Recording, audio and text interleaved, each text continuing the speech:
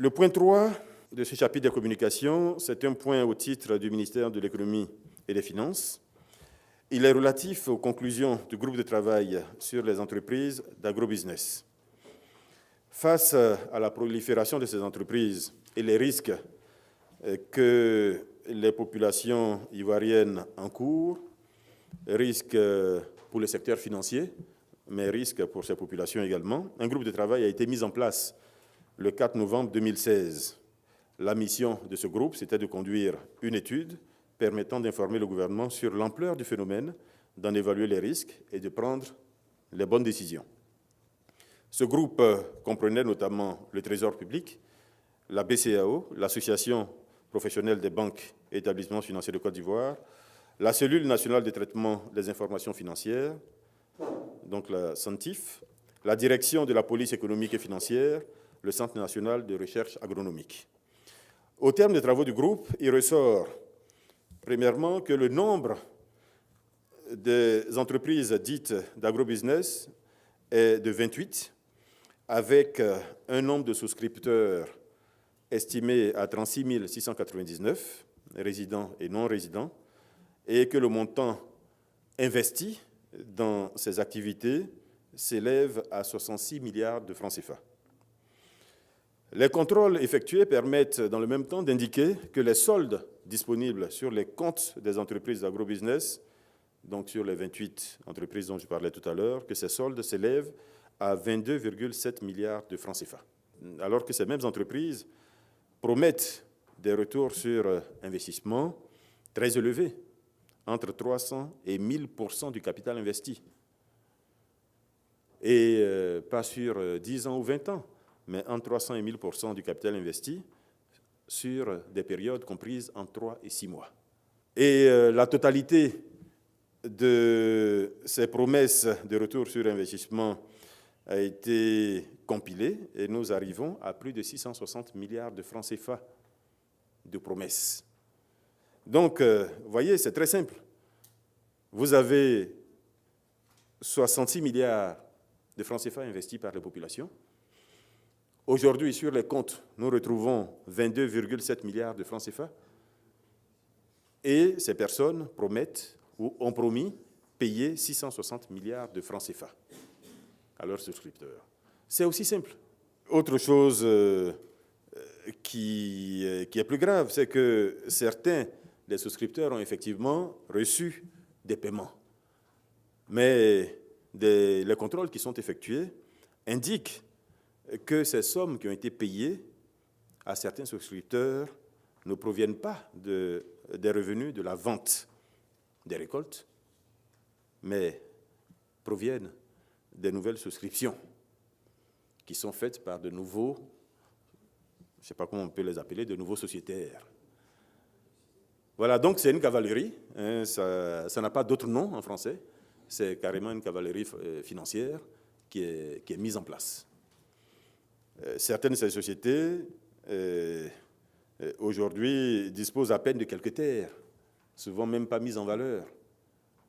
Donc, tout cela a fait que le gouvernement, nous le pensons, a eu le nez creux de s'intéresser à ces activités, de chercher à comprendre. Et tout le monde voit aujourd'hui l'ampleur du risque. L'objectif ici, ce n'est pas de sanctionner quelqu'un. Je l'indiquais tout à l'heure, le gouvernement travaille pour les populations. Il n'a pas d'autre objet que celui-là. Donc, ce qui est bien pour les populations, le gouvernement n'arrêtera jamais. Si quelque chose est bien pour les populations, au contraire, le gouvernement encouragera. Mais si le gouvernement laisse faire demain, nous connaissons les populations. La personne que ces populations vont accuser, malheureusement, c'est le gouvernement.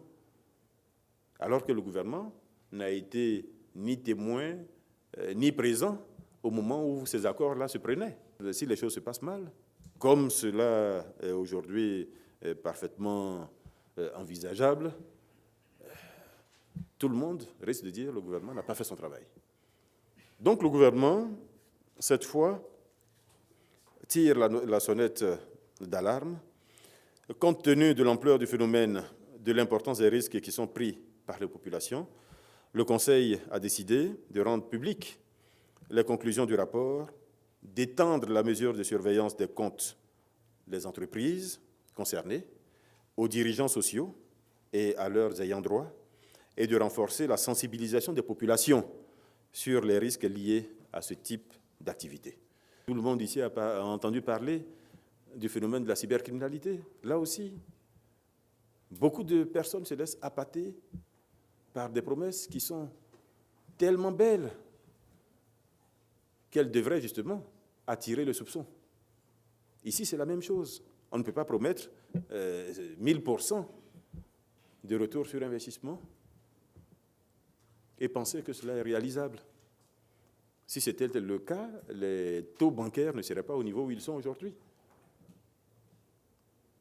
Donc, il faut que nos populations comprennent cela. L'ambition du gouvernement, c'est évidemment de faire en sorte que nos productions agricoles continuent de croître.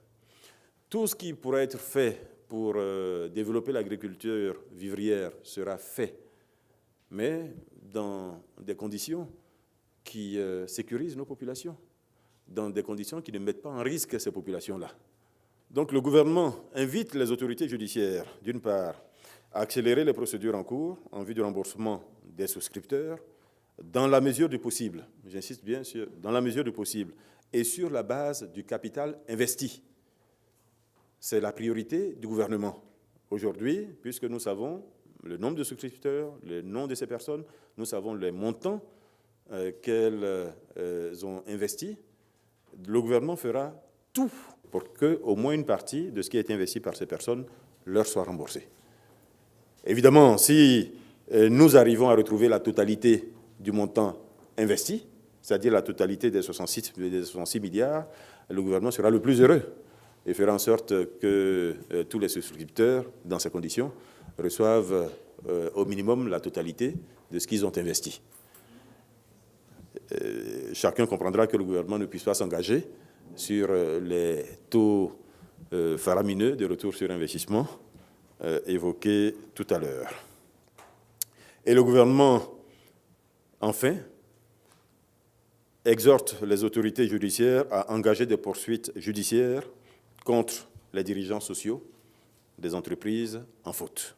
Bonjour, Monsieur le ministre. Ben Diakité de ONUS IFM. Monsieur le ministre, j'ai peut-être pas bien compris. Vous avez dit que, à la suite donc de résultats de l'enquête du groupe de contact, les 22 milliards pour les 36 000 sociétaires qui restent, est-ce que, parce que selon ce qui aurait été investi, c'est 66 milliards, donc les 2/3 de l'argent, on ne sait pas où c'est passé.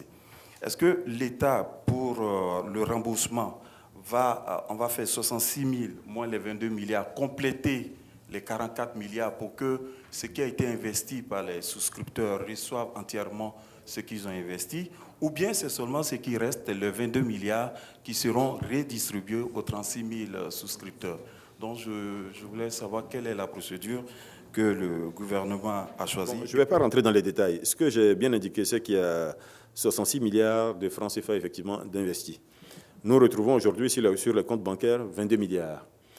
Une partie de ces 66 milliards a probablement été investie dans les terres. Donc, encore faut-il évaluer ce que cela représente, ce que cela peut représenter en termes de chiffre d'affaires, de vente de produits finis.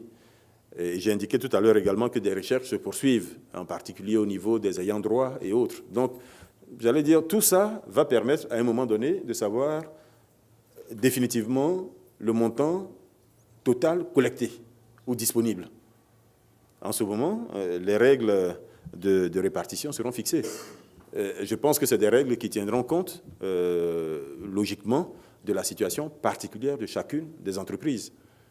Si dans une entreprise, il y a eu 200 millions de collectés et qu'il y a 190 millions sur le compte, j'allais dire les 190 millions seront prioritairement affectés aux personnes qui ont souscrit dans cette entreprise-là. C'est-à-dire qu'on ne prendra pas là pour aller donner aux autres. Bon, donc, logiquement, encore une fois, je dis logiquement, cela devrait se faire selon la situation particulière de chacune des entreprises. Mais l'objectif du gouvernement, c'est de tout faire pour rechercher auprès de ces personnes, auprès de leurs ayants droit, dans les investissements qui ont été réalisés, de rechercher un montant qui soit le plus proche possible des 66 milliards qui ont été investis par la population.